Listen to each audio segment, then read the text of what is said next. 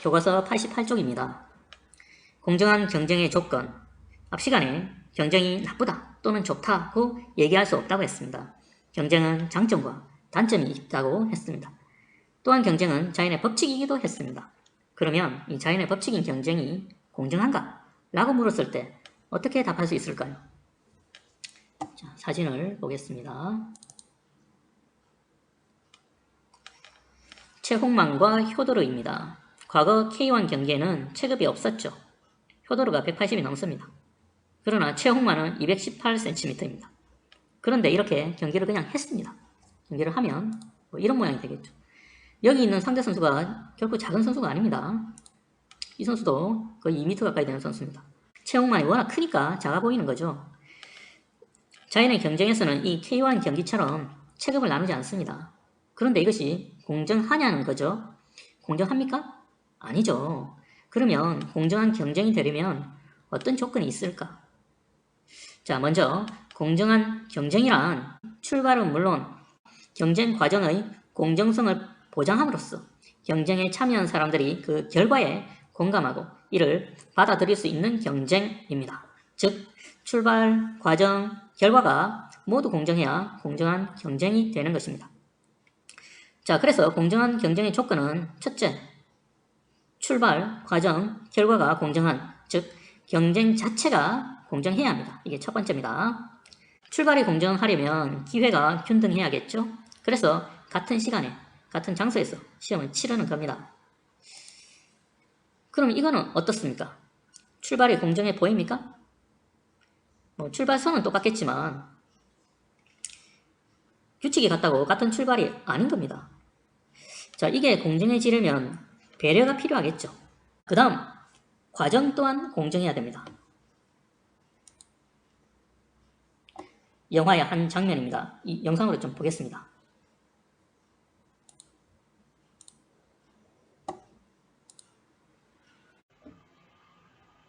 In my childhood, I was in good health with bright characters, so that have never been absent from school. I have been very lucky to have such good parents who did their best for educating us. 네, 됐습니다.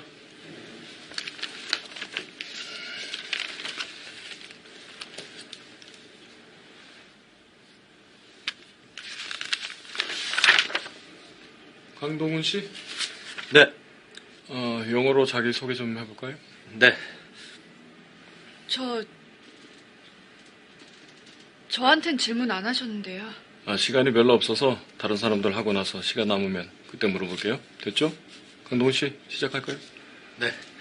I really glad to meet you today. My name is 강동훈.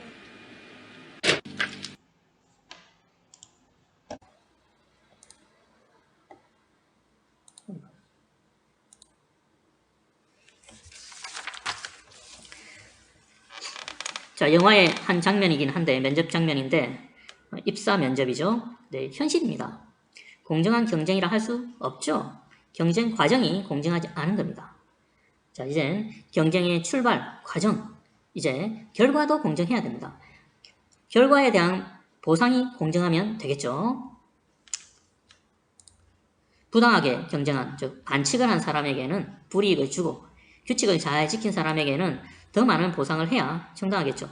자, 지금까지 경쟁 자체의 공정성에 관한 조건을 얘기했습니다. 자, 이제 두 번째로 참여하는 사람들이 공정해야 합니다. 경쟁에 참여하는 사람들이 정정당당해야겠죠? 이기는 데만 집착한 나머지 반칙을 해서는 안 됩니다. 자, 교과서 89쪽에 새들의 노래 자랑에 잘 나옵니다. 이따가 한번 읽어보시고 교과서 88쪽 모든 활동을 봅니다. 1반과 6반의 축구 예선에 관한 얘기입니다. 자, 아래 물음을 봅니다. 어떻게 절충하면 공정한 경쟁이 될 수 있을까? 만약 이게 올림픽 같은 국제대회라면 그냥 시행합니다. 다른 팀들도 있고 이미 공지된 일정이라서 조정하기 어렵죠. 자, 그러나 이건 학교 대회니까 절충할 수도 있습니다. 물론 절충을 하지 않는다고 해도 할 말은 없습니다. 이미 일정은 짜여져 있고 공지를 했으니까. 자, 근데 절충한다면 보다 공정한 경기가 될 겁니다. 자, 그러면 어떻게 절충하면 될까요? 제 생각에는 6반도 일반만큼, 일반이 주전이 빠지는 만큼 주전을 빼주는, 그렇게 경기하면 되겠죠. 자, 근데 여기서 중요한 것은 뭡니까? 1반과 6반이 합의를 했을 때 그게 공정한 시합이 되는 겁니다. 뭐 아무리 좋은 의견이 나와도 합의하지 않았다면 그건 공정하다고 얘기하기 어려운 거죠. 그래서 만약에 합의하지 않았다면 다른 합의 방법을 찾아야 합니다. 자, 이제 교과서 앞으로 넘겨서 85쪽을 봅니다. 자, 토끼와 거북이 이야기입니다. 생각 1. 출발이 공정하다고 할 수 없죠. 네, 그죠? 토끼와 거북인데. 생각 2. 공정한 시합이 되려면, 저 같으면 만약에 이게 10분 정도 가야 하는 거리라면 거북이가 먼저 출발하고 토끼가 한 9분 뒤에 출발하면 되지 않을까 합니다. 근데 중요한 것은 뭐라고? 토끼와 거북이가 그런 규칙에 합의를 해야 합니다. 그래야 공정한 것입니다. 자, 그럼 이제 우리 사회에서 불공정한 실제 사례를 몇 가지 좀 다뤄보겠습니다. 대기업과 중소기업. 대기업에 입사한 사람은 1년 뒤에 대부분 그대로 회사를 다닙니다. 반면에 중소기업에 입사한 사람은 1년 뒤에 절반 정도만 회사를 다닙니다. 그 이유를 보니 대기업에서 나간 사람은 회사라는 조직 문화가 싫은 겁니다. 반면에 중소기업을 나간 사람은 급여가 적고 근무 환경에 대한 불만이 가장 많았습니다. 그럼 왜 중소기업 다니는 사람들은 급여나 근무 환경에 불만이 많을까? 왜 그럴까? 대기업의 중소기업에 대한 갑질이 큰 원인입니다. 자, 갑을 관계. 무슨 말인지 알죠? 먹을 걸 주는 사람이 갑이죠? 나머지 3명은 을입니다. 이 을들은 갑이 좋을 리가 없지만 싫어도 웃는 얼굴로 비춰야 밥을 먹으니까 어쩔 수 없는 겁니다. 안타깝죠? 이 갑질의 횡포가 얼마나 심하면 그 기자회견장에서 울고 있습니다. 이 갑을 관계를 잘 표현한 그림이죠. 갑이 을을 뜯어먹고 있습니다. 냉혹하지만 잘 표현된 그림입니다. 자, 영상을 2개 볼 텐데 이 2개 보고 나면 왜 이러는가 이해가 될 겁니다. 자, 그러면 영상을 보겠습니다. 자, 대기업과 중소기업의 불공정한 그 관계에 대한 첫 번째 이야기입니다. 대기업이 있습니다. 여기에 옆에 중소기업이 있습니다. 자, 옮기고. 자, 중소기업의 크기가 이만하다면 이 자본의 크기, 자본주의 사회지 않습니까? 이 자본의 크기가 대기업은 최소한 이 정도입니다. 얼마나 될까? 100배? 아닙니다. 1000배에서 10,000배 정도 됩니다. 대개 중소기업은 자본금이 한 10억에서 100억이 안 됩니다. 아무리 커도. 그 정도 수준입니다. 근데 대기업은 그게 아니죠. 대기업은 한 조 단위인 겁니다. 보통 한 10조에서 100조까지는 되는 게 거의 없지만 이 정도 됩니다. 10,000배 정도 차이가 나는 거죠. 중소기업도 중소기업이지만 사실은 소기업이 대부분입니다. 대기업은 이 이상이죠. 대개 이 정도는 됩니다. 자, 그런데 이게 뭐 어떤 식으로 불공정하다는 것인가? 이 자본의 차이가 이렇게 차이가 나면 이만한 거하고 이렇게 큰 거하고 같이 경쟁을 하면 같은 경쟁이 아닙니다. 마치 1살짜리 기어다니는 겨우 일어서서 겨우 걸음마 하는 애랑 어른하고 같이 달리기를 하는 거나 별반 차이가 없을 정도로 차이가 큽니다. 그 예를 하나 들어보겠습니다. 예전에 쌤이 인터넷 사이트에서 멋진 물건 하나 발견했습니다. 자가발전 후레쉬라고 이렇게 생긴 거였습니다. 이렇게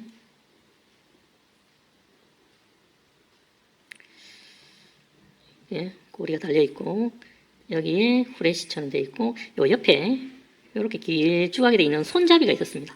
근데 이 손잡이는 떼서 손으로 이렇게 돌릴 수가 있었어. 이렇게 막 돌리게 되면 발전이 일어납니다. 이게 자가 발전을 하는 거죠.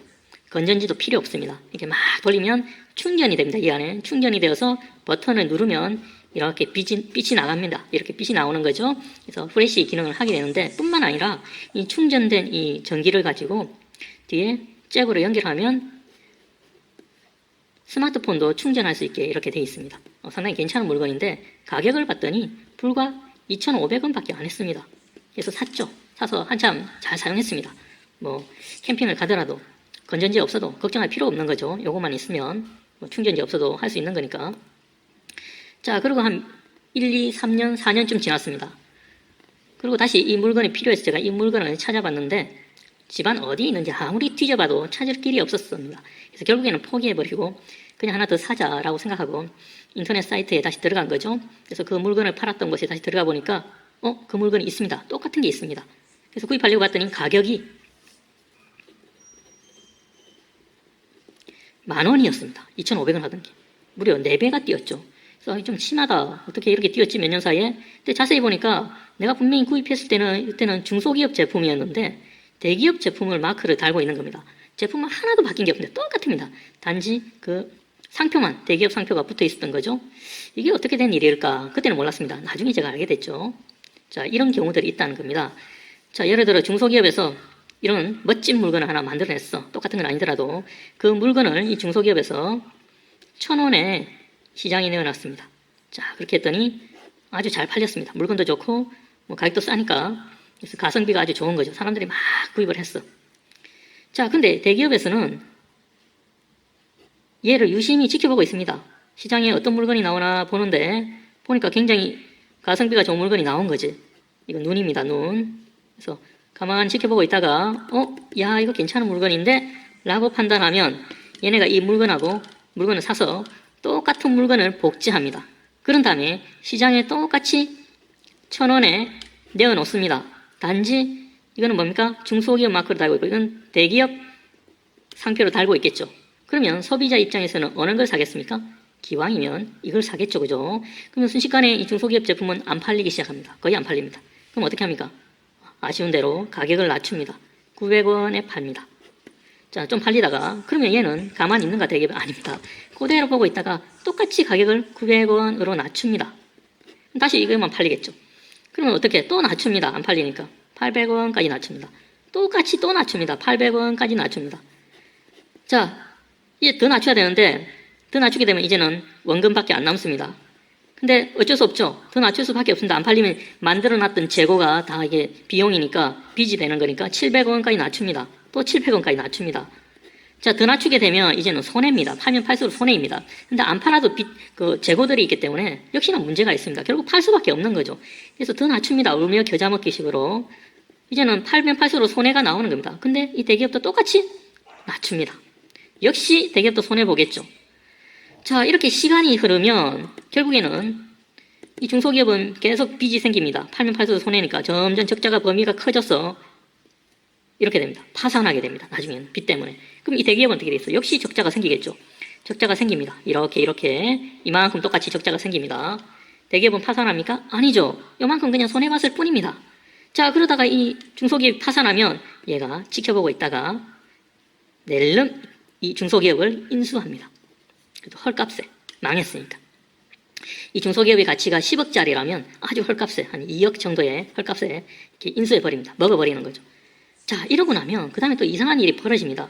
이젠 시장에서 이 제품은 사라집니다. 없겠죠. 이 기업이 망했으니까, 인수했으니까. 오로지 대기업 제품만 독점을 할 수 있겠죠. 그러면 600원에 그대로 파는가? 아니겠죠. 다시 1,000원까지 올려봅니다. 잘 팔립니다. 거기서 멈추냐? 아닙니다. 2,000원까지 올려봅니다. 자, 그래도 잘 팔립니다. 3,000원까지 올려봅니다. 그랬더니 좀 잘 안 팔립니다. 그래? 그럼 한 2,000원 정도에 팔아볼까? 2,000원에 파는 겁니다. 그래, 잘 팔리니까. 자, 그러면 이 대기업은 그동안 적자 봤던 게 순식간에 회복이 됩니다. 왜? 자, 원가가 한 700원 정도였으니까 1,000원에 팔면 300원이 남았죠? 근데 이걸 2,000원에 팔았으니까 하나 팔 때마다 1,300원이 남습니다. 몇 배가 남는 거죠. 순식간에 적자 본 거 다 메우고 다시 이익이 이렇게 불어나는 겁니다. 이렇게. 이해됐죠? 자, 이렇게 하는 게 과연 공정한 것인가? 불공정하죠. 이 자본주의 사회에서는 자본이 큰 애가 이기게 돼 있습니다. 똑같이 이렇게 치킨 게임을 하게 되면. 자, 근데 여기서 우리가 짚고 넘어가야 될 게 있죠. 아니, 제품은 똑같이 뺏겼잖아, 이거는. 그죠? 이거는 기술 도용을 한 겁니다. 범죄 행위입니다. 자, 그러면 이 중소기업이 그냥 있었을까? 아니겠죠. 당연히 소송을 제기합니다. 야, 니네 나쁜 놈도 어떻게 이게 똑같이 뺏겨서 이게 시장에 내놓을 수가 있어? 이거 상도의가 있지. 이건 범죄야. 법에 소송을 제기합니다. 그러면 소송을 당합니다. 그러면 판결이 나오겠죠. 판결이 뭐 그 다음날 나오는 게 아닙니다. 몇 년 걸립니다. 뭐 1차, 2차, 3차 해가면서 몇 년 뒤에 판결이 나오면 이 기업은 이미 망하고 없는 거죠. 그리고 판결이 나왔을 때 어떻게 나오는가? 벌금을 묻니다. 벌금은 어느 정도 무는가? 한 2억 정도 벌금이 나옵니다. 그냥 이 기업은 2억 그냥 주고 맙니다. 그래 알겠어. 벌금 줄게. 왜? 훨씬 많이 벌었으니까. 이해됐죠? 이걸 처음부터 알고 시작하는 겁니다. 이렇게 지켜보고 있다가 이런 경우가 허다합니다. 정말 불공정하죠. 그죠? 그래서 뭐 다른 나라를 좀 봤더니 미국 같은 경우에는 이렇게 기술을 도용하면 그 기술로 인한 수익의 전체 수익의 300배를 물게 한다고 합니다. 감히 안 하겠죠. 그랬으면. 그죠? 그런 제도가 좀 아쉽죠. 게다가 기업의 이미지도 있고 그러겠죠. 근데 우리는 그런 거 무시하고 합니다. 네, 소송 당해봐야 얼마 안 나오고 이익이 훨씬 많으니까 그렇게 하는 거죠. 자본을 이용해서, 자본의 크기를 이용해서 이렇게 하는 겁니다.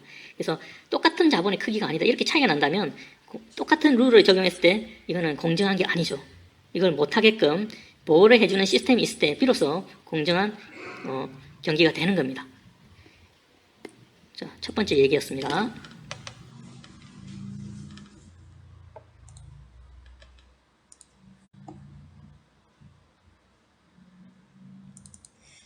자, 두 번째 예입니다. 대기업과 중소기업 간의 불공정한 사례의 두 번째 이야기입니다. 자, 여러분 우리나라에서 그 자동차 회사가 생각나는 게 어떤 게 있죠? 현대차, 기아차, 그죠? 예전에 많이 있었는데 지금 거의 다 없어지고 거의 현기차라고 부르죠. 현대기아차로 통합이 됐는데 현대차 정도만 이렇게 남아있는 거죠. 자, 현대차 얘기를 좀 해보겠습니다. 이 기업에 대한 감정은 전혀 없습니다. 단지 수업 중에 예를 들어야 되기 때문에 아주 적절한 예가 있기 때문에 예를 들 뿐입니다. 자, 현대자동차가 있습니다. 자, 이 현대차는 세계적인 기업입니다. 세계 한 손가락 5개 안에 꼽히는 우리나라의 그 세계적인 기업이죠.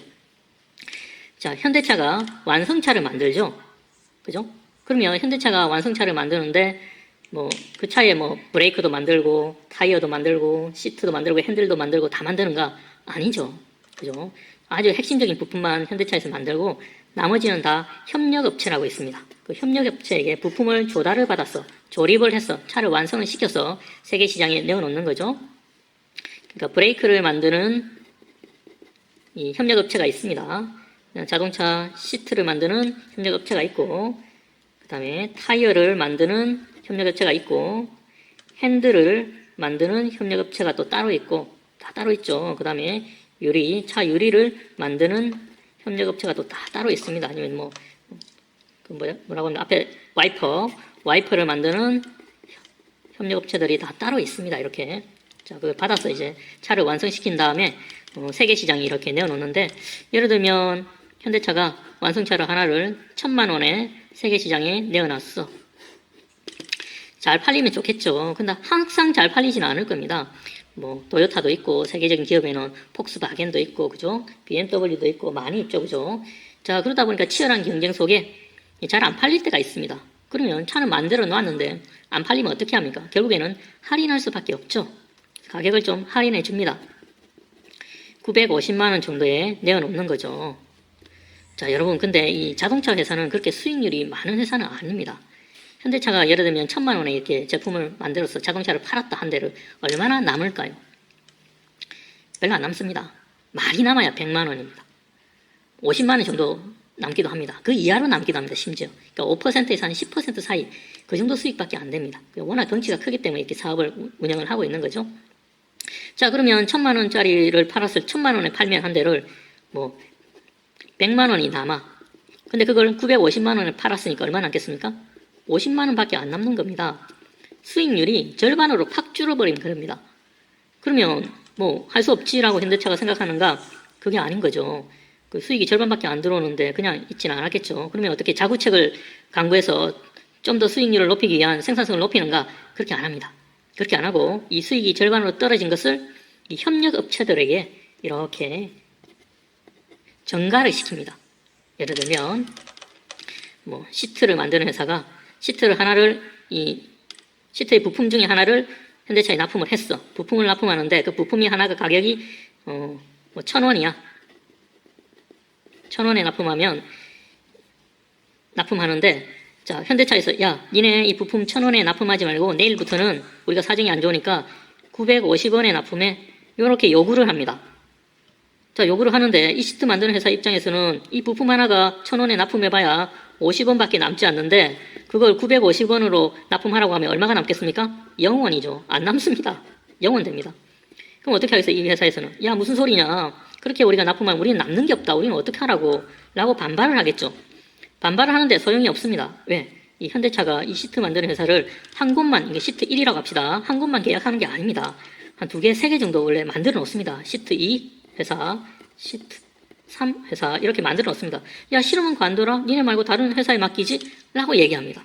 그럼 어떻게? 이 회사 입장에서는 당장에 일거리가 사라지면 회사 망하는데 아니야 그냥 하긴 할게 라고 얘기합니다. 별 수 없잖아, 그치? 그래서 950원에 그 다음날부터 납품하게 됩니다. 그럼 남는 게 없죠. 그럼 이 회사는 어떻게 하는가? 이 중소기업은 자구책을 강구합니다. 자구책이라면 어떤 건가? 이런 거죠. 예를 들면 낮 시간에는 전등을 켜고 일을 해야 되는데 그래야 잘 보이겠죠. 야, 전등을 낮에는 켜지 마라. 불값을 아끼자. 전기세를 안 켭니다. 그 다음에 여름에 에어컨을 틀어가면서 일을 해야 되는데 더운데 야, 에어컨 좀 줄여. 틀지 마. 줄이게 됩니다. 그 다음에 일을 시키는데 야, 우리가 생산성이 지금 더 높여야 되니까 남아서 잔업을 해야겠다. 잔업을 더 해. 퇴근 시간 이후에도 일을 더 시키는 겁니다. 그렇다고 월급을 더 주는가? 못 줍니다. 돈이 없으니까. 원래 초과수당을 줘야 되는데 못 줍니다. 돈이 없으니까.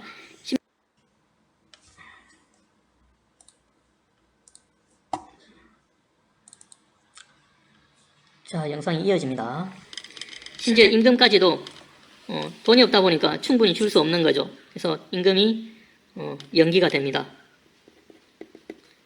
월급을 제 날짜에 받지 못하는 거죠. 자, 이러다 보니까 이 중소기업에 다니게 되는 사람들 중에는 굉장히 지금 환경이 열악해지고 그 다음에 임금도 충분히 받지 못하는 경우가 생겨나는 겁니다. 사람들이 중소기업을 외면하게 되는 이유 중에 하나가 이런 거죠. 자, 여러분 보기에 이게 공정해 보입니까? 아니죠, 그죠? 굉장히 불공정합니다. 덩치 크다고 지 마음대로 하는 거 아닙니까? 그러니까 자본주의 사회에서 자본이 큰 아주 거대한 녀석과 아주 작은 녀석이 같이 이렇게 경쟁을 한다는 것은 그냥 무한 경쟁을 놔둔다는 것은 그건 경쟁이 아닌 겁니다. 일방적인 것이죠. 말도 안 되는 얘기죠. 여러 제도의 장치가 필요한데 그런 게 부족하면 이런 일이 벌어지는 겁니다. 자, 쌤이 이렇게 얘기하면 많은 학생들이 야, 그래, 중소기업은 갈 데가 못 되는구나. 나는 나중에 무슨 일이 있어도 대기업에 꼭 취업을 해야겠어 라고 생각하면 뭡니까? 희망이 없는 거죠. 그죠? 이런 시스템이 바뀌지 않는 겁니다. 그대로 유지되겠죠. 뭐 이 얘기를 듣고 어쨌거나 야, 이거 잘못됐네, 어떻게 해서든 고쳐야겠다 라고 생각을 해야 뭐 비로소 희망이 보이는 거죠. 그죠? 자, 여러분, 고칠 수 있습니다. 우리나라는 민주주의 국가고 많은 사람들이 관심 갖고 그러길 원하면 바뀌어 나갑니다. 그게 민주주의의 국민이 주인인 나라의 장점이죠. 그래서 우리나라 많이 바뀌었습니다. 예전에는 훨씬 더 심했습니다. 지금 많이 좋아진 겁니다. 앞으로도 더욱더 좋아질 수 있겠죠. 그런 희망을 갖고 우리가 살아야겠죠. 자, 이 불공정의 두 번째 예였습니다. 오케이. 자, 그 외에도 대기업이 거대한 자본의 힘으로 일반 자영업자들의 일자리까지 모두 독식하는 형태를 보이곤 합니다. 파리바게트, 대기업 겁니다. 뚜레쥬르, CJ, 대기업 겁니다. 예전에 있던 동네마다 있던 빵집은, 동네 빵집은 이제는 찾아보기 어렵게 됐죠. 또 심지어 뭐 이런 대기업에서 호떡도 만들고 있죠. 그러다 보니까 겨울이 돼도 길거리에 호떡, 붕어빵 장사를 예전만큼 보기 어렵습니다. 자, 심지어 순대, 청국장까지 만들려고 했었죠. 심하죠. 슈퍼마켓까지도 대기업이 이제는 운영을 합니다. 이게 뭐 일반인들이 그냥 자기가 뭔가 자영업을 해보겠다. 대표적인 게 슈퍼마켓이죠. 사장이 되면, 영업을 잘하면 그 수익이 몽땅 자기 것이 되는데 대기업이 운영해버리니까 상대가 안 되는 거죠. 만약 여기서 사장이 된다 한들 그 사람은 사장이 아닌 거죠. 대기업에 고용된 월급 사장이 되는 겁니다. 자, 그래서 이제 반발을 하죠. 야, 이거 너무 심하다. 이런 기업형 슈퍼마켓을 SSM이라고 합니다. 아마 동네마다 하나씩 요즘 다 있는 것 같습니다. 점포수가 갈수록 늘어나고 있죠. 증가하고 있습니다. 자, 그래서 이 자본의 덩치가 작은 사람들을 보호하고 경쟁의 공정성을 높이기 위한 제도나 장치를 운영하고 있습니다. 그러나 아직도 갈 길이 멀죠. 자, 이거 다 설명하면 시간이 너무 걸리니까 그냥 이런 것만 있다는 거 아시고 넘어갑니다. 자, 맨발의 기봉이 지적 장애를 갖고 있죠. 덤앤더머 마찬가지입니다. 자, 이 공정한 출발이 되려면 이런 사회적 약자들을 우리가 배려해야 됩니다. 이들을 배려할 때 비로소 공정이라는 낱말을 쓸 수 있는 거죠. 지난번에 봤던 그림입니다. 한 2번 보여줬죠. 자, 가운데 게 저스티스 공정이라고 얘기했습니다. 이건 자본주의죠. 캐피탈리즘.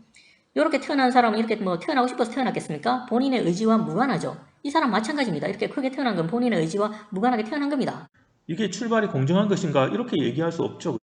자, 그래서 공정한 경쟁이 되려면 사회적 약자나 이런 분들을 배려해 줄 수 있어야 됩니다. 앞에 얘기했던 덤앤더머 이런 분들 사회적 약자입니다. 아니, 본인이 두뇌가 그렇게 좀 좋지 않게 태어나고 싶었겠어? 그런 거 아니죠, 그죠? 열심히 해도 이분들을 어떻게 하기 좀 쉽지 않습니다. 마땅히 배려해야겠죠. 자, 여러분, 우리 모두가 간절히 이런 사회를 원한다면 지금보다 훨씬 공정한 사회가 될 겁니다. 자, 그러면 끝으로 오늘 퀴즈를 풀겠습니다.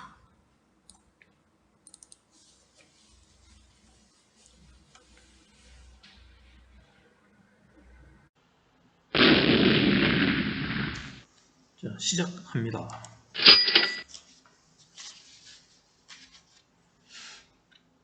뭐죠?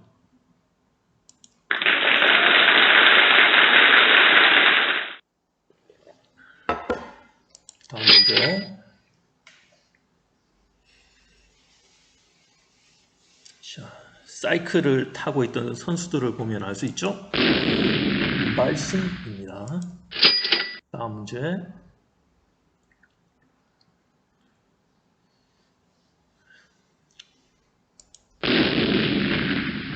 그죠?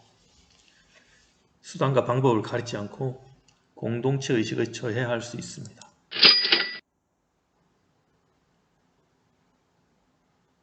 자, 3군데가 비어 있습니다. 출발 과정 결과가 모두 공정해야겠죠. 자, 조건은 크게 2가지였죠. 첫 번째, 경쟁 자체가 공정해야 되겠죠. 그러려면 출발 과정 결과가 이렇게 공정해야 되고, 2번째는 참여자의 태도가 공정해야 됩니다.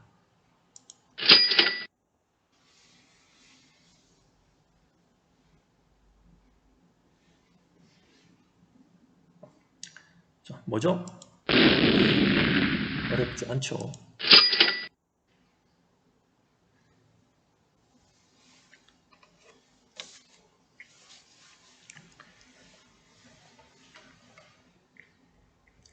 자, 중요한 것은 이것이다 라고 얘기했죠. 합의를 해야 됩니다. 그래야 공정해지는 겁니다.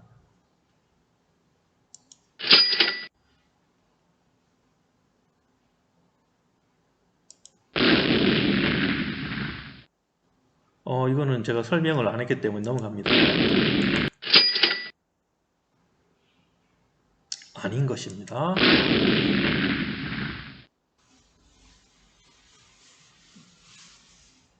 정답은 그렇죠. 이러면 안 되겠죠.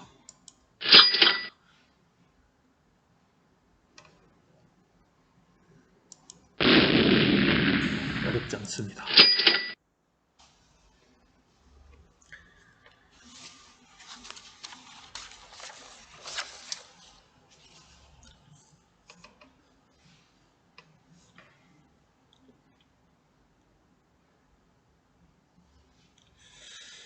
자, 뭐 뻐꾸기, 외가리, 황새, 비둘기 등이 나오죠. 공정하지 못한 동물은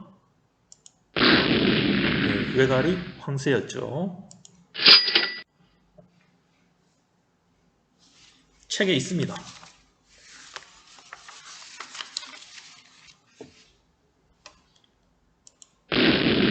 87쪽에 나옵니다.